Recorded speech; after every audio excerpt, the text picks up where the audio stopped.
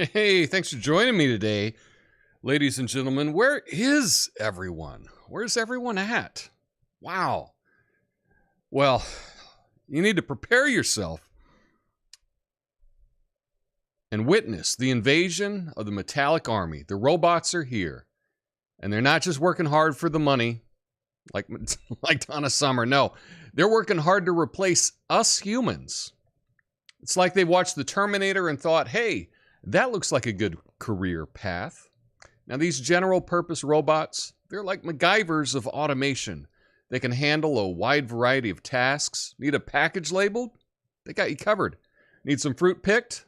They'll be juicier than a reality TV scandal. It's like having a personal assistant minus all the drama and the inevitable, I'm sorry, I can't do that, Tom.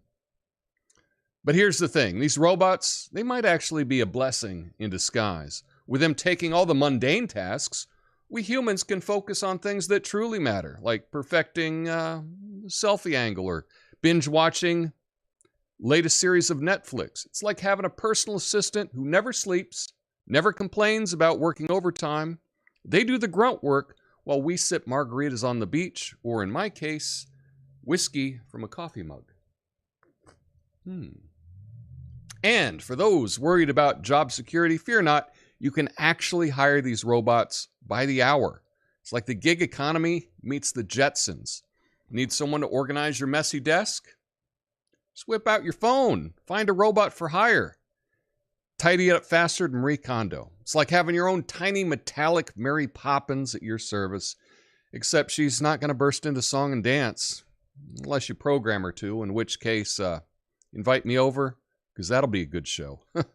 My name's Tom Coffee. This is the Coffee Nuance Show, best censored commentary and news show live right now. Flame on.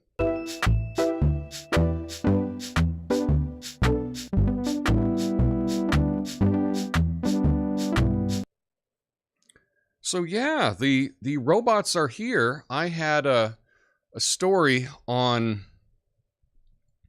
what they could actually do, and it's pretty incredible. It's pretty incredible. These new robots are now available, and I saw a demonstration where they did like over 100 different tasks, and they can also be used remotely, right? So you could be sitting at home and you could be having your robot at work do your work for you. It's really incredible. Really incredible. I'll have more on that soon, but we got a good show for you today. If I can find it here. We got a good show for you today. I got a number of situations to get to. I'm trying to make light and have fun with them, although not all of the stories necessarily. Sometimes it's hard to make jokes about certain things, right? But I'm trying to do it anyway. I mean, why not, right? So let's try. With our first story, it involves Bakhmut.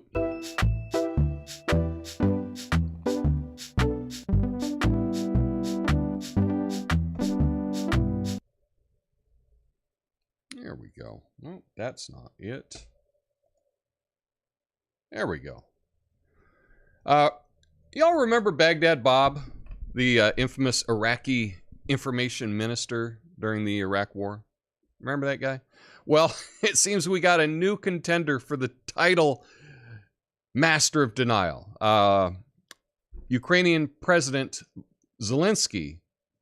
One moment he's standing there confidently declaring Bakhmut is not occupied by Russia, just like Baghdad Bob denying American tanks were rolling into Baghdad. But you wait a few hours later and he's like, okay, actually the city is in total ruins. It's like watching real-life sequel of Baghdad Bob, Ukraine edition. Now, someone needs to tell Zelenskyy that denial is a terrible, terrible PR strategy. So here's a little artwork of Bakhmut. This was a picture taken. They say it's going to be like their victory picture. They're crossing the Delaware, or you know, the statue we have about the raising the American flag, you know, something like that. But yeah, Zelenskyy denied that Russian forces had occupied the city of Bakhmut, and it contradicted pretty much everything that you could see online on Telegram and everything. I was looking at some stuff on Telegram, and there were guys actually with champagne bottles on the tallest building in the city, cracking them open. But, you know, it's hard to know what's real these days. So the Russian Defense Ministry and the Wagner mercenaries claimed to have liberated Bakhmut, but analysts noted that the city's capture would probably not significantly impact the war overall. But does that matter? Because it looks like Zelensky's now got even more aid coming from Joe Biden. He just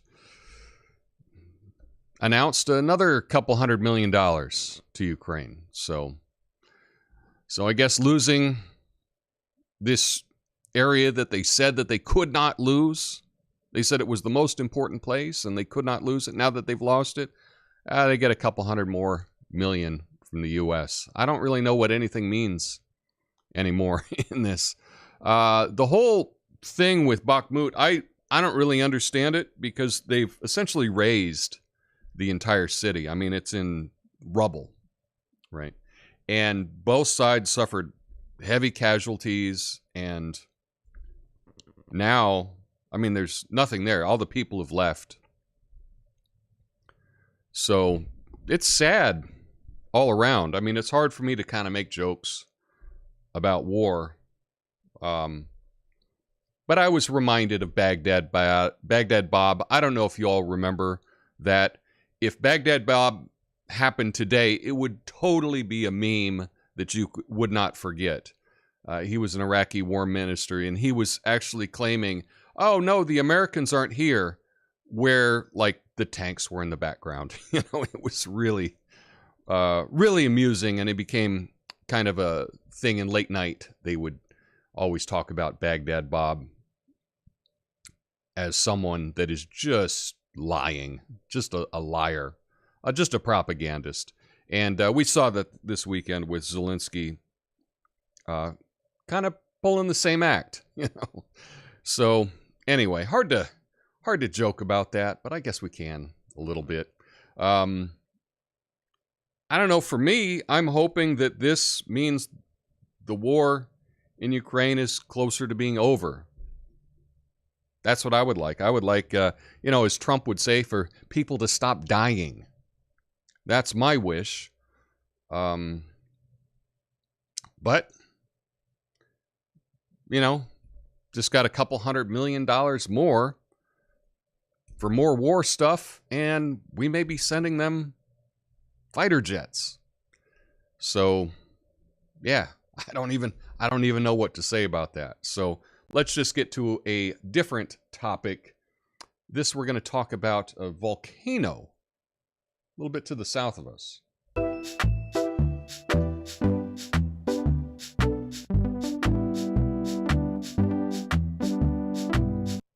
All right, let us see. All right. If you know, you know. How's my pronunciation? Let's see.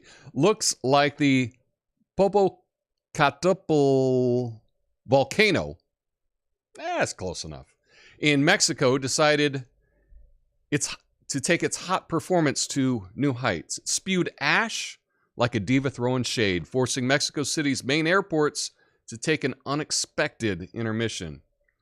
Talk about an unconventional way to ground flights. And I guess Mother Nature enjoys a little drama now and then. So if you're planning a trip to Mexico City, be prepared for some volcanic surprises.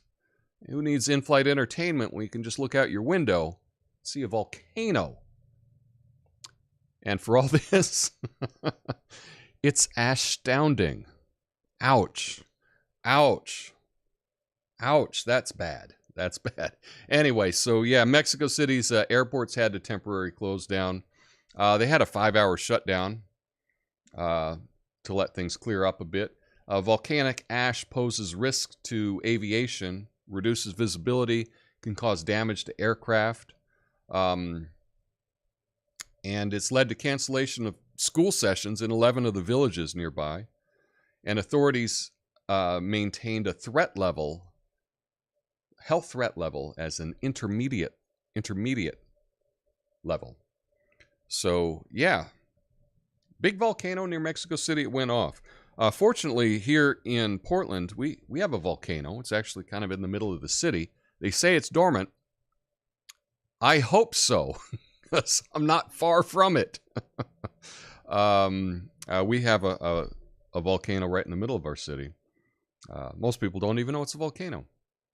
But, so if that ever goes off, I'm in big trouble. I'm in big trouble. But yeah, that's just a reminder. Like, we never know when these natural disasters are going to take place. And it really can, throw a spanner in the works, if you will. So that's what was happening down there in Mexico City. I do remember decades ago, right, when Mount St. Helens went off in Washington. You can actually see it from, I might be able to see it from my roof. But I was in New Mexico at the time, and we had the most beautiful sunsets. And they said that we had the most beautiful sunsets because of all the ash that was in the air. It was reflecting the sunset. So it was really some of the most beautiful sunset ever. I guess that's, making lemonade, if you will, from that. But let's get to some political news.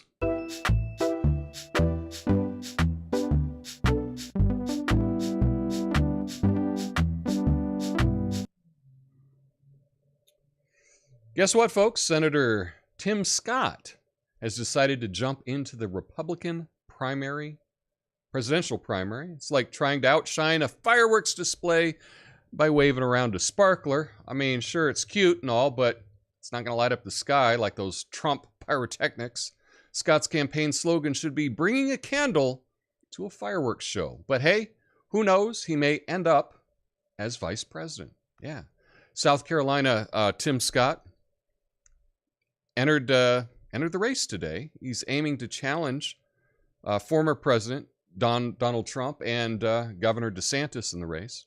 Scott, he's the most prominent black figure in the Republican Party, and he made his announcement at Charleston Southern University in North Carolina. He plans to focus on early primary states like Iowa, New Hampshire, and South Carolina. His campaign emphasizes faith, optimism, and a rejection of the culture of victimhood. So that's a good thing. He received an endorsement from John Thune, the number 2 Republican in the Senate. Scott's already faced scrutiny over his stance on abortion and seeks to highlight his humble beginnings and his faith in his campaign. So, does anyone have any thoughts on this guy?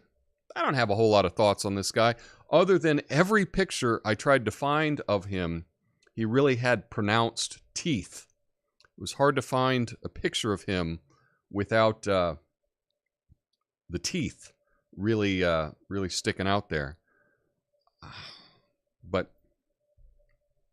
I'm not one to criticize someone on their teeth at all. Just he seems to have a habit of having his mouth open and his teeth out. I don't know if it's the best look, but whatever. Do you have any thoughts on Tim Scott? I really don't. I guess the interesting thing to see is, a lot of times they say that people are running to be vice president as well. And that may be the case. Tim Scott may be running for vice president. I think right now it seems pretty clear Trump is probably going to be the nominee for the Republicans. With the issues that he had with Mike Pence in the past, as Pence is running against him, Pence will not be the vice president on the Trump ticket. So perhaps it could be Tim Scott. Maybe. Who knows? That could make a difference. That really could make a difference for the ticket. I don't know. What do you think? Let me know in the comments. And just a reminder, stick around for the after show. That's after I play the goodbye music. I will be going through all the comments on YouTube, and all the comments on Rumble. So leave your comment, and I will be reading it on the air. So stick around for that. But now let's get to something funny.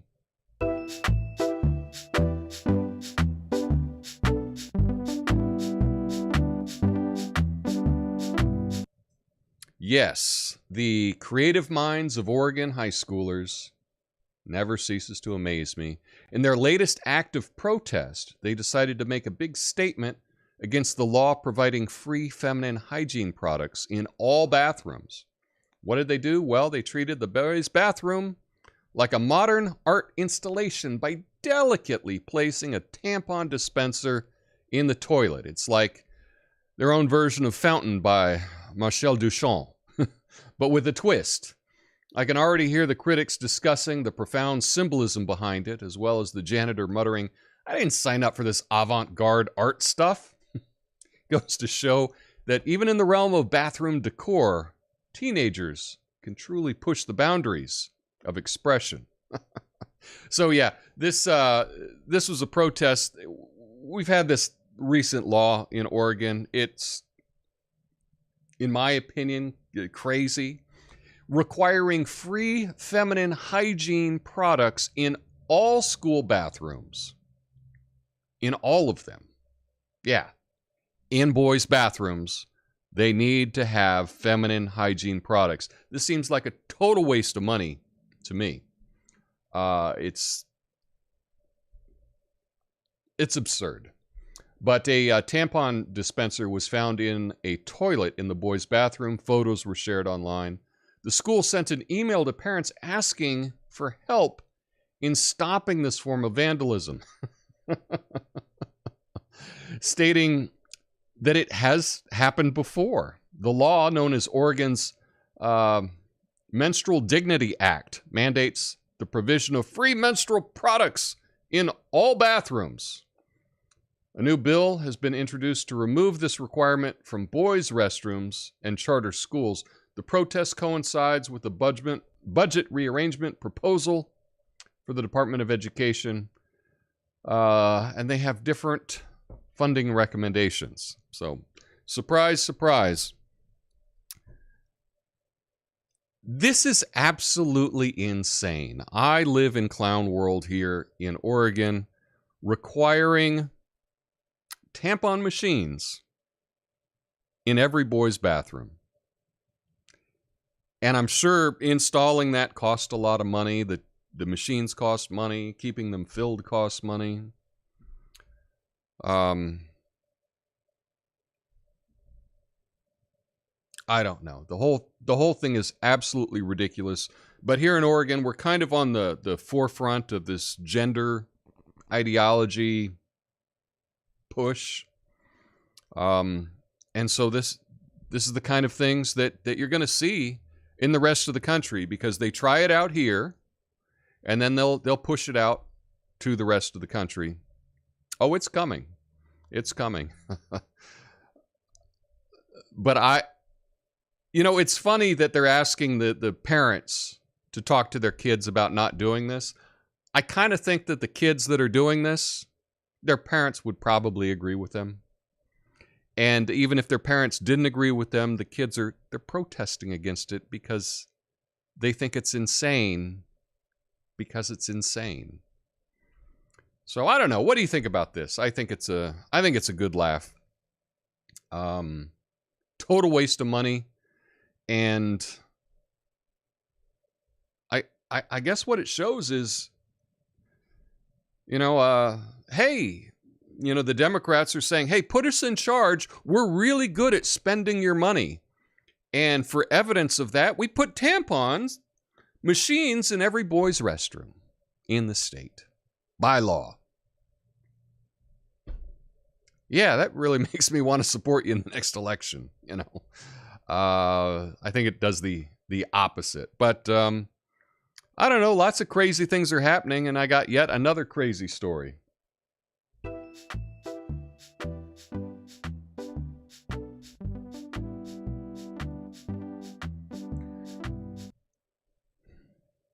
Why are civil rights groups issuing travel advisories for Florida? It's like they're competing for the most dramatic warning of the year award. They claim that Florida's dangerous, hostile environment, but let's be real, the state's known for its beautiful beaches, sunny weather, vibrant culture. Sure, Governor Ron DeSantis may have some policy disagreements with these groups, but it doesn't mean the entire state is a war zone. It's like saying, don't go to Florida. You might encounter a politician with a different opinion. Talk about exaggeration. I guess next we'll see travel advisories for other states based on political disagreements. Avoid California, land of excessive taxes and virtue signaling. It's also ridiculous. So if you ask me, so don't let these over-the-top warnings deter you from enjoying everything Florida has to offer. Just remember, pack your sunscreen, leave the political drama at home. So here's the story. The NAACP has, I think, really embarrassed themselves. They're the oldest civil rights group in the U.S., and they've issued a travel advisory cautioning visitors to reconsider trips to Florida due to what they describe as the state's, quote, openly hostile leadership. The advisory comes in response to Florida Governor Ron DeSantis' actions, including attempting to ban some books about race and LGBTQ identities, reject an African American studies course that was I'm sure totally accurate, and bar diversity programs in colleges. The NAACP, along with other civil rights organizations such as LULAC and Equality Florida, criticizes DeSantis for his attack on fundamental freedoms and his crackdown on immigration. The travel advisories may impact Florida's tourism industry, a major economic sector for the state. And it may affect the perception of inclusivity and diversity. Some elected officials, however, have emphasized their city's commitment to diversity despite the state-level actions. So what do you think about this? This sounds absolutely insane to me that they would issue warnings advising Black Americans not to go to Florida because, I don't know, you can't. They took away an African American's like graduate class or something. Wow. You're the country's oldest civil rights organization, and just like that, you can lose all credibility. And that's the thing, is it can take forever to build your reputation, and it can just change overnight. I mean, look what happened to Bud Light, right? They thought that, they developed, they were the, one of the biggest beers in the world. And then they did something that people didn't care for. I don't think that this is going to get the NAACP more. This, to me, this just makes them a joke. And I never thought of the NAACP as a joke before. I always thought that they had some credibility. It's something that, we should listen to this point of view, something to consider. And just like that, I can't take anything they do seriously now. That's how insane a travel advisory to Florida. I don't know. I don't know what to say about that. What do you think? Let me know in the comment. If you're, if you're Black and you're watching my show, are you scared to go to Florida because of Ron DeSantis? Let me know, because I don't think you need to be afraid. I don't think you need to be afraid. But that's just me. I guess everyone can take warnings from whoever they feel is important. But lastly, we do have some good news. So let's get to the good news.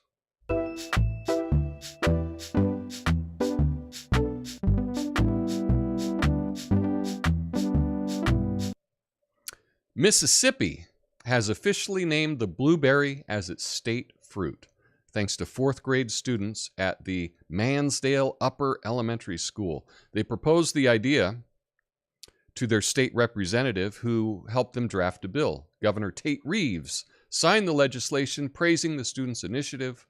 Blueberries are a major crop in Mississippi, with 2,000 acres and 125 farmers producing 8.5 million pounds for sale. The blueberry now joins other state symbols, highlighting Mississippi's agriculture industries. So finally, it seems Mississippi's taking a stand and declaring their official state fruit, the blueberry. Finally, a decision that's not just red or blue, but deliciously purple. That's what I joke about that. Not that funny. I get it. But anyway, I think that this is good news because it really shows the kids that if you have something that you want to do, you can, they're learning a little bit about civics. They're learning about how do we make a law? How do we get a proposal through? What do we do? I think it was a good choice, blueberry. I can't believe that Mississippi didn't have a state fruit. I thought all states have, the state things, a state flower, a state bird, a state flag, a state motto, a state song. I thought they all had that. But it turns out Mississippi didn't, and now they do. But I think this is something that the kids are going to remember, and that's a great thing.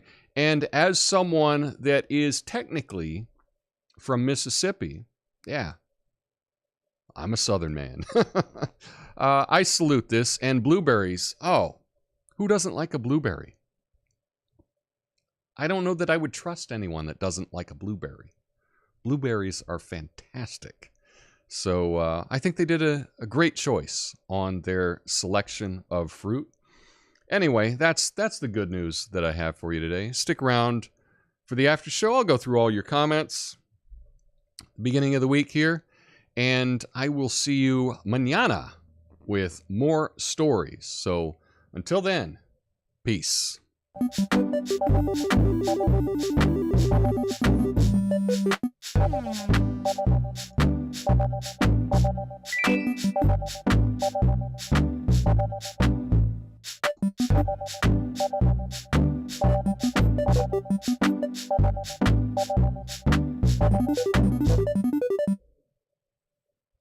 All right, thanks. Welcome back, everyone. I will answer all of the comments over on the Rumble. Duggo says hello. So, hey, Duggo, what's up? That's it. Not a whole lot of people watching live on Rumble. Everyone seems to watch Rumble on the replay. So as soon as the show is done, it is then available on a replay.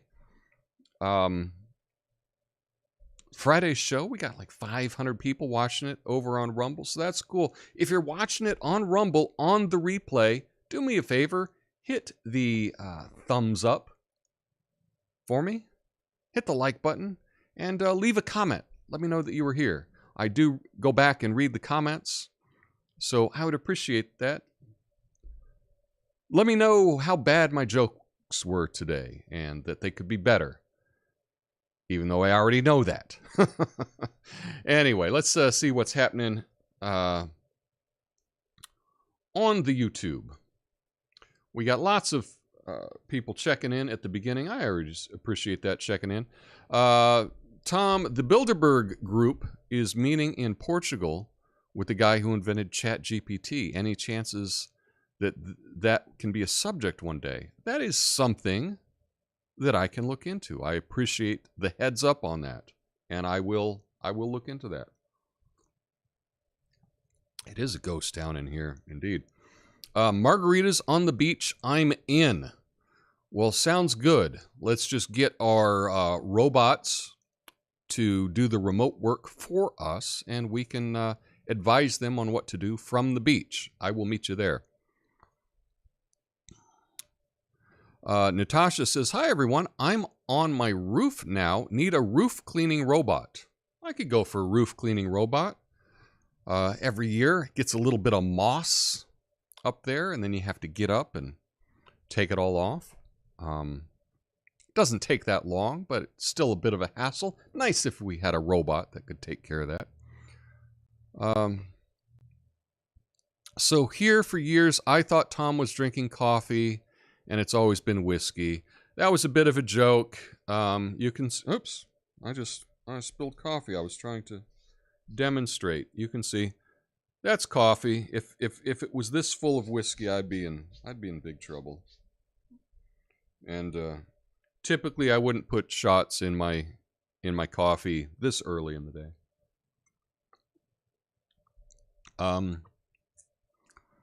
Muggsy says, I'm actually on the beach now, sipping from a red cup in Savannah, Georgia. Well, cheers, Muggsy. That's cool to hear. I'm glad that you could join us from the beach. Flame on, nice. Yeah, everyone's jealous of Muggsy being on the beach there. Why don't you join me? I got room in the condo. Bakhmut has been renamed. Okay. Wagner Force's leader is a restaurant owner. Did not know that. And I don't know if that's true or not. I'm just reading comments here, folks. Zelenskyy said all that from the sidelines from another country. Yeah, he was in another country when he said that. Thumbs up the chat. Nice. I remember Baghdad Bob. Yeah, that was really funny, Baghdad Bob. I think Jay Leno probably made about 2,000 jokes with Baghdad Bob somewhere in there for a punchline. So, Miranda says, I don't remember Baghdad Bob. I didn't follow the news back then. He was a spokesperson for Iraq, and he would be reporting live saying that the invasion was not happening while the invasion was happening in the background. You know, it's one of, I guess the closest thing would be when CNN said that these are peaceful protests, and behind the reporter there were cars on fire. You know, it was that type of thing. Astounding. I know. It's a bad, I don't know. Was that even a pun? Play on words? Don't breathe volcanic ash. It's supposed to be like glass threads that may depend on the type of volcano. Yeah, the Cascades are all volcanoes. Closest to us is Mount Baker. Aha. I remember Mount St. Helens. Yeah. Tim Scott. Oh, Lord. We got some Erie Fairies listening from work. What's up? Glad. Tim Scott running for first black GOP VP. That's kind of what I thought, that he might just be running for vice president. We'll know really soon. If he comes out with any attacks on Trump, then that's not the case. But if he comes out with a positive message that doesn't say anything negative about other candidates, then we can probably conclude that he's running for vice president. And if he is, you know, good luck. Toothy smile. That's what he has. A toothy smile. They also run for cabinet position and or being a serious candidate next election. That's true. There's lots of reasons. Up your profile. It especially is helpful if you've just written a book, you want to sell your book. Also, if you get any play whatsoever as a presidential candidate, your speaking fees can go up. You get invited to more things. So all around, it's good for your pocketbook, I guess you would say. Yeah, menstrual dignity in the boys' bathroom? Send in the meteor.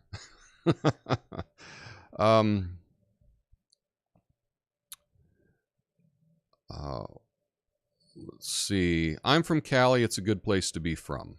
Okay, cool.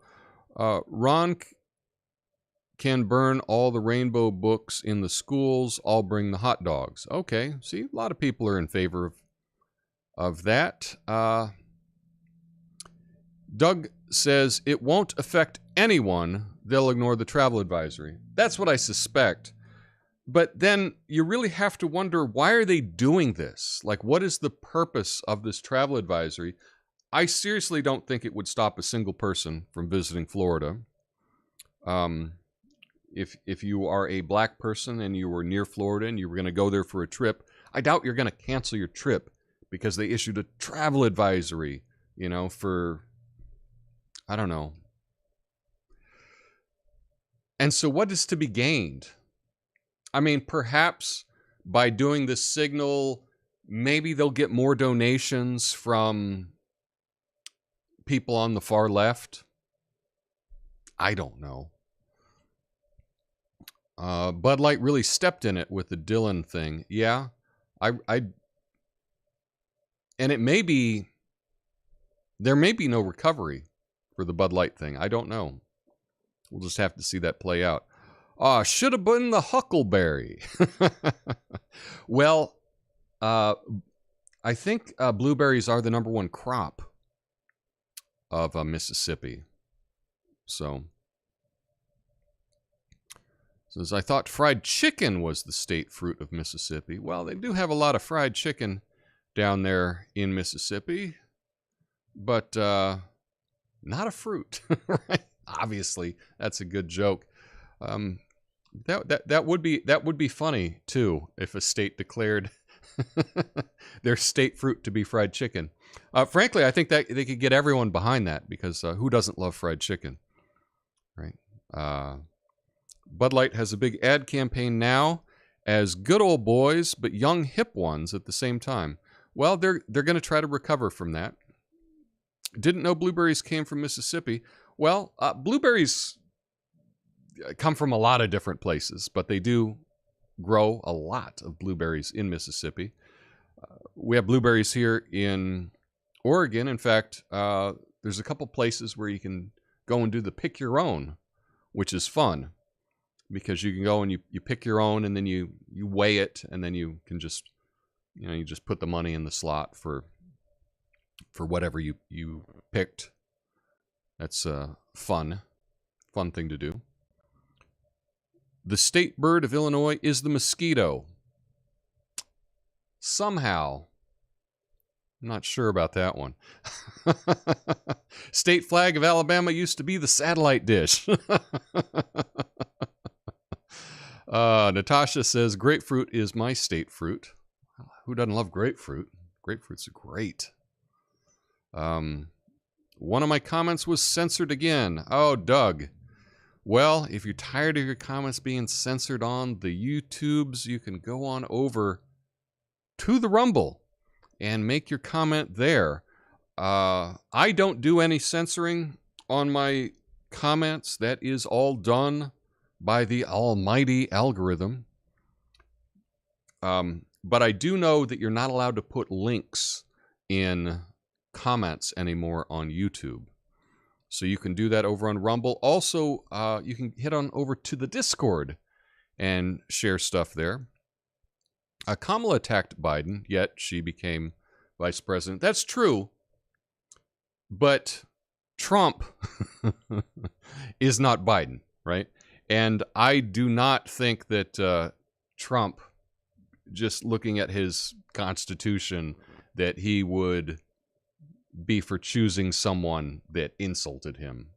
I just don't see that happening.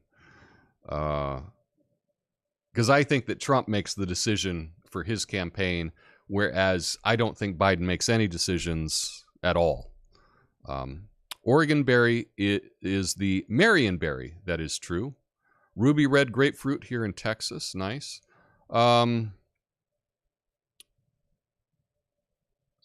Caldera Tahoe. From Oregon, you should talk about Marion berries. Raspberries are full of antioxidants. Marion berries are pretty good. They're pretty good. I like Marion berries. They make a good jam. They do make a good jam, a good jelly. I still love blueberries, though. Blueberries are fantastic. Especially get the... And keep in mind, there are different varieties of blueberries. Now, I kind of like this. I like the smaller ones. You know, the smaller ones that are, you know, maybe 3/4 of a centimeter. You know, like about a 1/4 inch. To me, those are much tastier than the large blueberries. Those just seem to, I don't know, a little too much filler, I guess, in the large blueberries. But that's just me. We all have our preferences. But I like it. Yeah, the rumble. That's what we call it. We call it the rumble. But anyway, I do want to hear what you had to say, Doug. So you're going to have to let me know about that. Were you linking to something? Because I'll always be sure to check that out. Anyway, that's all I had today. You know, I tried to make light and tried to make some jokes about some of these stories. And I know some of them, I don't know, it's tough to make jokes about. But in many ways, we have to sometimes lighten things a little bit. Otherwise, everything just gets a little bit too down, at least for me. And so that's what I tried to do. I don't know. I'll keep trying. Anyway, that's all I have for you today. Have a beautiful day. I'll be back tomorrow with some more stories, with some more stuff. And I will see you all in the near future. Peace.